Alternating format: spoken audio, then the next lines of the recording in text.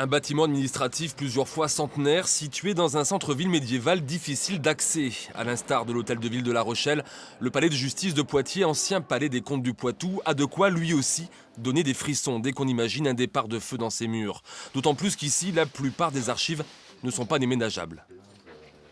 On a des archives effectivement judiciaires, qu'elles soient pénales ou qu'elles soient civiles, avec une particularité dans un palais de justice, c'est qu'on l'imagine bien, avec plus de 15 000 procédures par an, on a des archives dites vivantes, dont les magistrats et les greffiers ont besoin d'utiliser au quotidien. Donc ces archives dites vivantes doivent être stockées dans les bureaux des magistrats et des greffiers.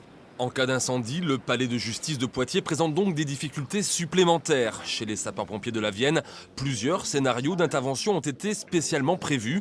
Pour autant, un incendie dans ce bâtiment serait tout simplement un cauchemar.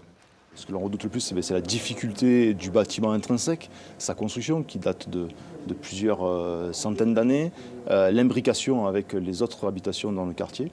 Et c'est ce qui a fait en sorte que nous étudions ce bâtiment par rapport à ce risque particulier. Nos véhicules sont adaptés et nous avons des véhicules, des moyens complémentaires qui nous permettent effectivement de mettre en œuvre nos moyens dans des rues très étroites, comme c'est le cas autour du palais de justice. Ce qui veut dire concrètement ces véhicules, quelles sont leurs caractéristiques? Alors par exemple, justement, ce ne sont pas un véhicule puisque les rues sont trop étroites pour les véhicules. Il s'agit d'échelles, ce que l'on dit chez nous, 3 plans, qui nous permettent effectivement d'atteindre les hauteurs du palais de justice avec des moyens qui sont mobilisables dans les rues les plus étroites. La dernière fois qu'un incendie a détruit le palais des comtes du Poitou, c'était en 1346.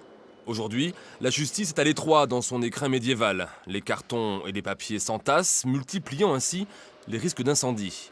Des risques qu'il faudra prendre encore pendant 5 ans, jusqu'au déménagement au lycée des Feuillants, un ancien monastère dont les fondations datent quand même du XVIIe siècle.